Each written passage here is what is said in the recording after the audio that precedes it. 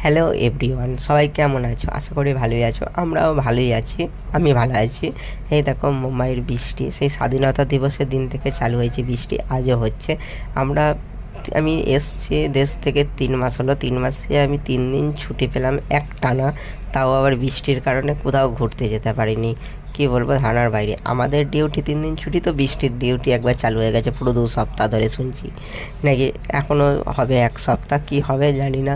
আমরা বিল্ডিংয়ে আছি, আমাদের খাওয়া দাওয়া অসুবিধা নেই, আমাদের বাজার করতে যেতে হচ্ছে না, কোনো কিছু আনতে যেতে হচ্ছে না, কারণ আমাদের বিল্ডিংয়েই খাবারটুকু দিতে চলে আসে আমাদের রুমে, তো আমাদের অসুবিধা হয় না। কিন্তু যারা ফ্যাক্টরি লাইনে কাজ করে তাদের যাতায়াতের একটু অবস্থা, তাদের সব কিছুই কিনে আনা, খাওয়া, বাজার করা, ট্রেনে করে যাওয়া আসা, ফ্যাক্টরিতে কাজে যাওয়া আসা যাওয়া দুটোরই অসুবিধা।